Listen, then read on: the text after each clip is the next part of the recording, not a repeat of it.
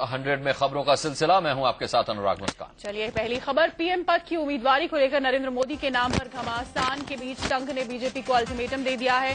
संघ ने कहा है कि अगर आडवाणी नहीं भी मानते हैं तब भी संसदीय बोर्ड की बैठक बुलाकर मोदी के नाम का ऐलान कर दिया जाए।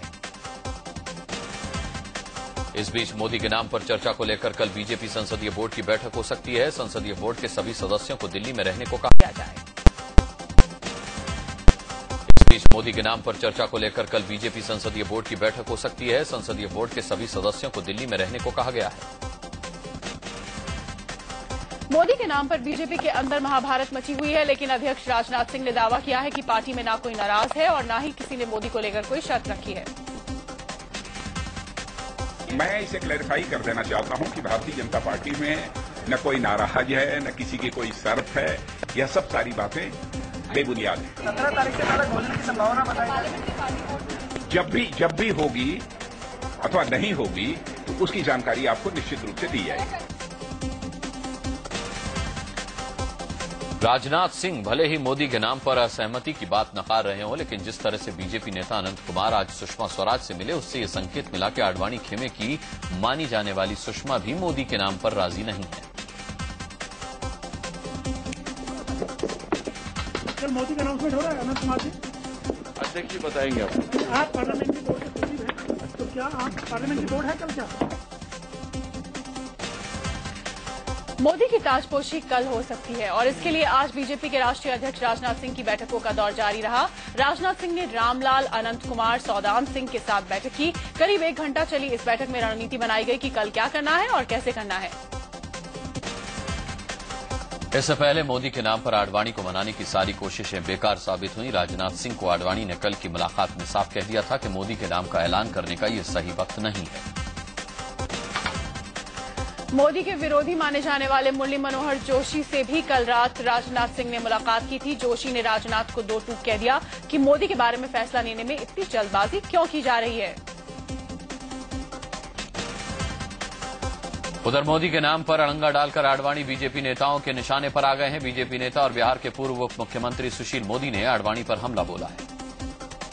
मुझे लगता है कि कहीं न कहीं जनता की नब्ज को समझने में और कहीं न कहीं कोई चूक हो रही है और हम लोग ये उम्मीद करते हैं कि ऐसे समय में जिस तरह से आडवाणी जी ने अटल जी के नाम की घोषणा की थी, उसी प्रकार और आडवाणी जी को आगे आकर और नरेंद्र मोदी के नाम की घोषणा करनी चाहिए। बिहार बीजेपी के फायर ब्रांड नेता गिरिराज सिंह ने भी इशारों में आडवाणी पर निशाना साधा है। ये परिवर्तन की हवा नरेंद्र मोदी के नाम के साथ और इस प्रवाह के विरुद्ध जो भी जाएंगे शायद वो बह जाएंगे। हरियाणा के रेवाड़ी में नरेंद्र मोदी के होर्डिंग पर कालिख पोतने के मामले ने तूल पकड़ लिया है। बीजेपी ने इसके विरोध में हंगामा मचाया और एसपी से मुलाकात की। दरअसल रेवाड़ी में नरेंद्र मोदी की 15 सितंबर को रैली है। इसी रैली के प्रचार के लिए जगह जगह पर मोदी की होर्डिंग्स लगाई गई थी। सुबह सुबह जब लोग जगे तो देखा कि इन होर्डिंग्स पर कालिख पोती गई है, जिसके बाद कोहराम मच गया। समाजवादी पार्टी के सुप्रीमो मुलायम सिंह यादव ने दावा किया है कि आजम खान नाराज नहीं है। आगरा में पार्टी कार्यकारिणी की बैठक से आजम नादारद रहे थे। बताया जाता है कि मुजफ्फरनगर हिंसा को लेकर आजम अपनी सरकार से ही नाराज हैं। मुलायम भले ही आजम के बचाव में दिख रहे हैं, लेकिन उनके भाई और पार्टी महासचिव रामगोपाल यादव ने कहा कि जो लोग बैठक में नहीं आए थे उन्हें कार्यकारिणी से इस्तीफा दे देना चाहिए। रामगोपाल का इशारा सीधे सीधे आजम खान की तरफ था। समाजवादी पार्टी के महासचिव नरेश अग्रवाल ने भी आजम खान पर इशारों में निशाना साधा। सबका कद बराबर है, कोई आदमी अपने को पार्टी से बड़ा अपना कद अलग समझेंगे, उसकी गलतफहमी है। हम सब इससे सहमत। सभी लोग नेताजी की बदौलत जिंदा, जिसको गलतफहमी के नेता की बदौलत हम पार्टी में अलग से हैं, उसकी गलतफहमी दूर हो जाए। देश का माइनॉरिटी किसी माइनॉरिटी के नेता कहने वोट नहीं देता। आजम खान को लेकर हुए विवाद पर सांसद जयप्रदा ने एसपी मुखिया मुलायम सिंह यादव पर शायराना अंदाज में हमला बोला है। जला जला के जो इसे बुझाते हैं उसे चिरागों से नहीं, चिरागों की रोशनी से नफरत है। तो उनका जो बना हुआ दिया को वो खुद बुझाना चाहते हैं, बनाते हैं और बुझा देते हैं। तो ये सिर्फ समाजवादी पार्टी में ही हो सकता है। उनके लिए कोई किसी का सम्मान नहीं है। मुजफ्फरनगर हिंसा को लेकर सुप्रीम कोर्ट ने यूपी सरकार और केंद्र को नोटिस भेजकर सोमवार तक जवाब मांगा है। जनहित याचिका की सुनवाई करते हुए सुप्रीम कोर्ट ने पूछा कि हिंसा रोकने के लिए सरकार ने क्या किया। मुजफ्फरनगर हिंसा पर इलाहाबाद हाईकोर्ट ने गृह सचिव समेत मुजफ्फरनगर के डीएम, एसएसपी और डीआईजी से जवाब मांगा है। हिंसा की सीबीआई जांच की मांग को लेकर दायर जनहित याचिका पर हाईकोर्ट ने अफसरों को तलब किया है। 18 नवंबर को इस पर अगली सुनवाई होगी। उधर इंडिया न्यूज से खास बातचीत में मुख्यमंत्री अखिलेश यादव ने दोहराया है कि मुजफ्फरनगर में कुछ राजनीतिक दलों ने हालात बिगाड़े हैं। जांच में जो भी दोषी होगा उस पर कड़ी कार्रवाई होगी। उत्तर प्रदेश में लगातार कई ऐसी ताकतें हैं जो इस प्रयास में लगी हैं कि माहौल खराब हो, चाहे वो किसी रूप में हो, राजनीतिक आंदोलन हो या भावनात्मक आंदोलन चलाने का प्रयास हो। उत्तर प्रदेश में कहीं न कहीं ऐसे बहुत सारे राजनीतिक दल हैं जो इस प्रयास में हैं। अगले हफ्ते कांग्रेस अध्यक्ष सोनिया गांधी और उपाध्यक्ष राहुल गांधी मुजफ्फरनगर के प्रभावित इलाकों का दौरा करेंगे। यूपी कांग्रेस के प्रभारी मधुसूदन मिस्त्री ने बताया कि सोनिया और राहुल हिंसा पीड़ित परिवारों से मुलाकात भी करेंगे। गाजियाबाद में बीजेपी के 6 विधायकों को हिरासत में लिया गया है। ये सभी विधायक मुजफ्फरनगर जाने की कोशिश कर रहे थे। बरेली में भी बीजेपी विधायकों और कार्यकर्ताओं को हिरासत में लिया गया है। बरेली शहर, बरेली कैंटोनमेंट और आंवला सीट के बीजेपी विधायक मुजफ्फरनगर जाने की कोशिश में थे, लेकिन पुलिस ने उन्हें पहले ही हिरासत में ले लिया। गोरखपुर में भी बीजेपी विधायक विजय बहादुर यादव को उनके समर्थकों के साथ पुलिस ने हिरासत में ले लिया। मुजफ्फरनगर हिंसा को लेकर बीजेपी अध्यक्ष राजनाथ सिंह ने यूपी में राष्ट्रपति शासन लगाने की मांग की है। भारत सरकार को इंटरवीन करना चाहिए और फिर भी यदि सरकार रास्ते पर नहीं आती है तो मैं समझता हूं राष्ट्रपति शासन के अतिरिक्त और कोई दूसरा औचित्य शेष नहीं बचता। कांग्रेस महासचिव दिग्विजय सिंह ने मुजफ्फरनगर हिंसा के लिए सीधे सीधे बीजेपी को जिम्मेदार ठहराया है। मैं तो शुरू से इस बात को कह रहा हूं कि ये भारतीय जनता पार्टी इस देश के 2014 के होने वाले चुनाव में केवल दंगा फसाद करा के ही चुनाव जीतना चाहते हैं। लखनऊ में जमातुल उलेमा नाम के मुस्लिम संगठन ने मुजफ्फरनगर में हिंसा के मामले पर जोरदार प्रदर्शन किया। संगठन ने हिंसा में लगाम लगाने में नाकाम रहने पर यूपी के मुख्यमंत्री अखिलेश यादव से इस्तीफा मांगा है। उधर मुजफ्फरनगर में हालात धीरे धीरे सामान्य हो रहे हैं। हालांकि हर तरफ सेना के जवानों और पुलिस वालों का पहरा लगातार है। Gents, what is the situation like now? It's peaceful. The city is open till 5 o'clock. Curfew has been relaxed and people are going about their work. Shops are open. Traffic is moving normally. Muzaffarnagar में curfew में आज सबसे ज्यादा देर तक की ढील दी गई। सुबह 10 बजे से 7 घंटे की राहत मिलने पर लोग घरों से बाहर निकले और खरीदारी करने में जुटे। शनिवार से ही यहां कर्फ्यू लगा दिया गया था, जिससे लोगों की मुसीबत बढ़ गई थी। मुजफ्फरनगर में हिंसा की कोई नई वारदात सामने नहीं आई है। अब तक की जानकारी के मुताबिक मुजफ्फरनगर में 38 लोगों की मौत हो चुकी है।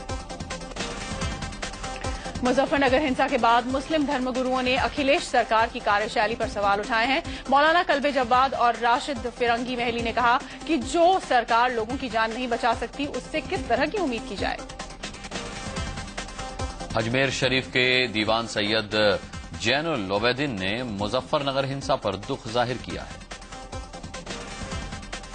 मुजफ्फरनगर हिंसा के बाद पूरे इलाके में खौफ का माहौल है। हिंसा के डर से सैकड़ों परिवार अपना घर छोड़कर सुरक्षित जगहों पर पनाह लिए हुए हैं। वहीं कई जगहों पर दोनों समुदाय के लोग शांति की अपील कर रहे हैं।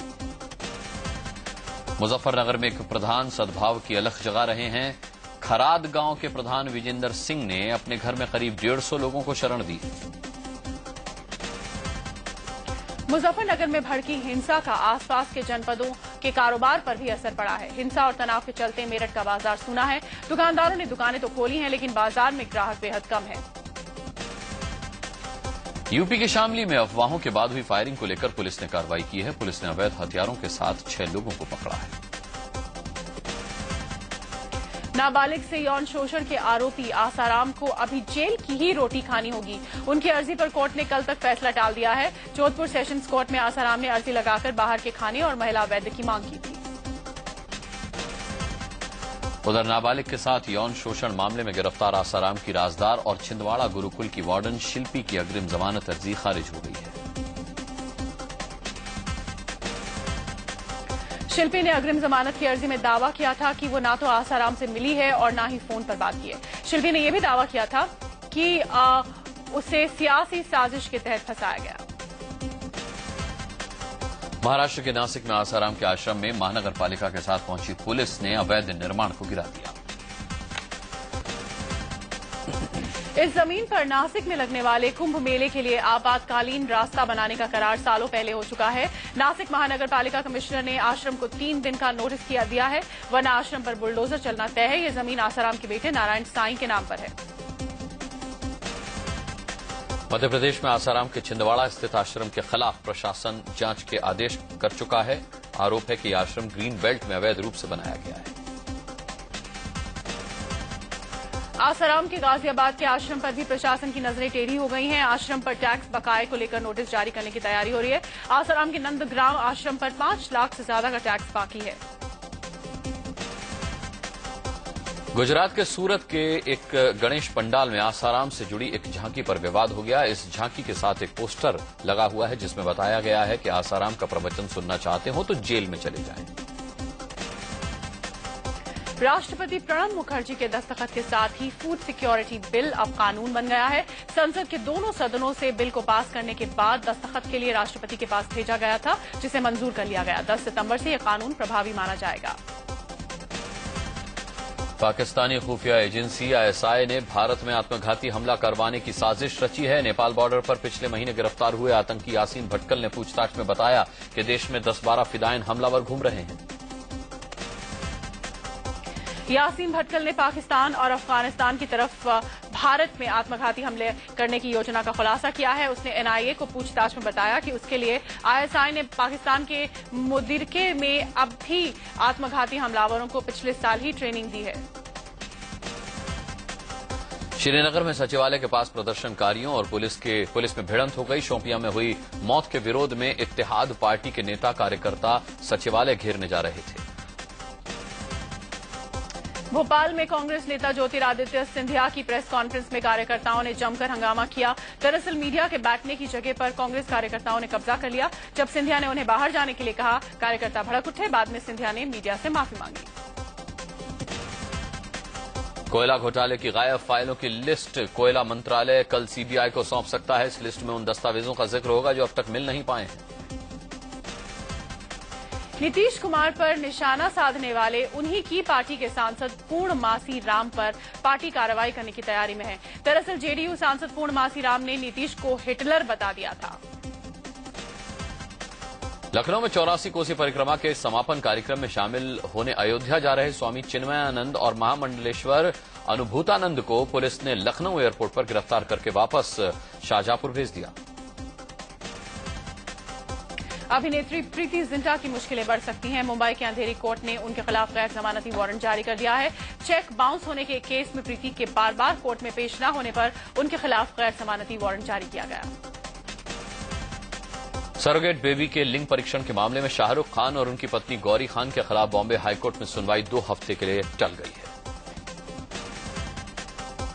फिल्म निर्माता राम गोपाल वर्मा की कंपनी पर सर्विस टैक्स विभाग ने छापा मारा। छापेमारी में सर्विस टैक्स विभाग ने कई अहम फाइलों को जब्त कर लिया है। सर्विस टैक्स न चुकाने की वजह से राम गोपाल को नोटिस भी जारी किया गया। महंगाई के मोर्चे पर आम लोगों के लिए एक अच्छी खबर है। खबर यह है कि अगले हफ्ते पेट्रोल ₹1.5 सस्ता हो सकता है। शेयर बाजार को आज जोरदार झटका लगा। कल 20,000 के पॉइंट तक छूने वाले सेंसेक्स में 200 से ज्यादा पॉइंट की गिरावट देखी गई। आज सेंसेक्स 19,781 पॉइंट पर बंद हुआ। कोलकाता में एक निजी स्कूल में पढ़ने वाली 5वीं क्लास की छात्रा की मौत से गुस्साए परिजनों ने जमकर हंगामा किया। कोलकाता के स्कूल में हंगामा इस कदर बरपा कि भारी संख्या में पुलिस को बुलाना पड़ा। 5वीं क्लास में मौत की खबर से खफा लोगों ने अपना गुस्सा स्कूल पर उतारा और जमकर हंगामा किया। दरअसल 5वीं क्लास की छात्रा ऑन्ड्रेला की मौत के लिए उसके घर वालों ने उसके सीनियर्स को जिम्मेदार ठहराया है। मुंबई में मानसिक रूप से कमजोर एक महिला के साथ रेप की खबर आने के बाद DB मार्ग थाने में जमकर हंगामा हुआ। रेप का आरोप महिला के एक रिश्तेदार पर ही लगा है, लेकिन पुलिस केस करने में आनाकानी कर रही थी, जिससे लोगों का गुस्सा भड़क उठा। मुंबई के बांद्रा में नाबालिग से गैंगरेप करने और एमएमएस बनाने के आरोप में 2 लड़कों को गिरफ्तार किया गया है। इस मामले में एक महिला भी आरोपी है। हिमाचल प्रदेश के सोलन में एक नाबालिग लड़की को अगवा कर होटल में गैंगरेप का मामला सामने आया है। कॉलेज जाते वक्त लड़की को 3 लड़कों ने अगवा कर लिया था और होटल में उसके साथ दरिंदगी करने के बाद उसे सुनसान जगह छोड़ दिया। पुलिस ने केस दर्ज कर लिया है। यूपी के बागपत में ऑनर किलिंग का मामला सामने आया है। लड़की के घर वालों ने लड़के की हत्या करके आत्महत्या का रंग देने के लिए उसकी लाश को पेड़ से लटका दिया। पंजाब के अमृतसर में बीएसएफ ने खेमकरण पोस्ट पर का मामला सामने आया है। लड़की के घर वालों ने लड़के की हत्या करके आत्महत्या का रंग देने के लिए उसकी लाश को पेड़ से लटका दिया।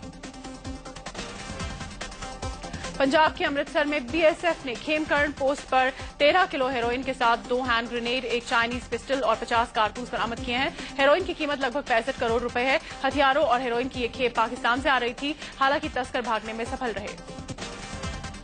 वाराणसी में काशी विद्यापीठ में छात्र संघ चुनाव के दौरान पुलिस ने 2 छात्रों को जमकर पीटा। श्रीनगर में एक दुकान की छत गिरने से एक महिला मलबे में दब गई। बताया जा रहा है कि ये दुकान काफी वक्त से बंद पड़ी थी।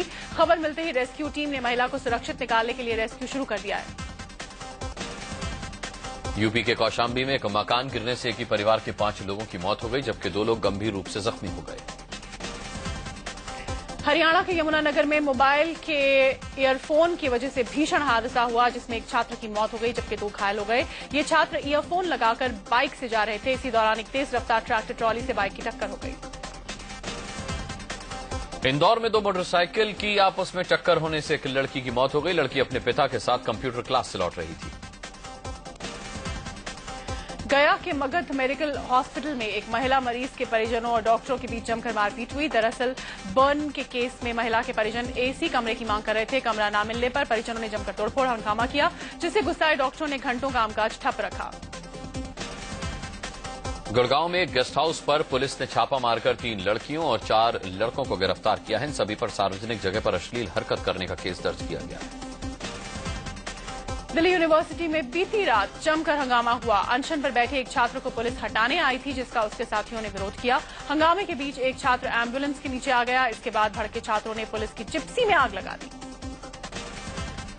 दिल्ली से सटे गुड़गांव के सेक्टर 48 में एक बुजुर्ग ने 8वीं मंजिल से कूदकर आत्महत्या कर ली। पंजाब के संगरूर के जेल के 4 पुलिसकर्मियों और एक फार्मासिस्ट को गिरफ्तार किया गया है। जेल के ये 5 स्टाफ जो कैदी बीमार नहीं रहते थे, उन्हें भी बड़े अस्पतालों में रेफर करवाने का काम करते थे। इसके बदले में वो कैदियों से पैसे वसूलते थे। नोएडा पुलिस ने अपराधियों पर नकेल कसने के लिए प्राइवेट सिक्योरिटी गार्ड्स का सहारा लेने का फैसला किया है। असम बाढ़ के कहर से जूझ रहा है। यहां के 12 जिले बाढ़ की चपेट में हैं। जोरहाट जिले में बाढ़ के चलते करीब 20,000 की आबादी संकट से घिरी हुई है। ब्रह्मपुत्र नदी अभी भी खतरे के निशान से ऊपर बह रही है। असम के नगांव जिले में भी बाढ़ का कहर जारी है। यहां के 22 गांव बाढ़ के पानी से घिरे हुए हैं। करीब 18,000 की आबादी बाढ़ के चलते बुरी तरह से प्रभावित हुई है। असम के 12 जिलों के साथ साथ गोलाघाट में बना काजीरंगा नेशनल पार्क भी बाढ़ की चपेट में है। धनश्री और ब्रह्मपुत्र नदियों के पानी ने पार्क के 60% हिस्से को अपनी चपेट में ले लिया है। पार्क में बाढ़ का पानी घुसने से जानवरों के लिए बड़ी मुसीबत खड़ी हो गई है और एक हिरन की मौत की खबर भी आई है। मध्य प्रदेश के छतरपुर में पुल नहीं होने के चलते बच्चों को नदी पार करके स्कूल जाना होता है। ये आलम मछुआ झाला इलाके का है, जहां की नदी पर आज तक पुल नहीं है। पंजाब के जालंधर में पंजाब पुलिस की एक महिला कांस्टेबल अपने खतरनाक स्टंट की वजह से चर्चा का विषय बनी हुई है। 350 सीसी रॉयल एनफील्ड बाइक पर इस कांस्टेबल के स्टंट देखकर लोग दांतों तले उंगली दबा लेते हैं। असम के सिलचर में मुंबई सिंधु रक्षक पनडुब्बी हादसे में शहीद हुए जवान टिमोथी सिन्हा का अंतिम संस्कार किया गया। फिक्सिंग में फंसे खिलाड़ियों के भविष्य पर शुक्रवार को फैसला होगा। कल बीसीसीआई की अनुशासन समिति की बैठक दिल्ली में होगी। इस बैठक में स्पॉट फिक्सिंग की जांच करने वाले रवि सवानी की रिपोर्ट रखी जाएगी और आरोपी क्रिकेटर्स के भविष्य को लेकर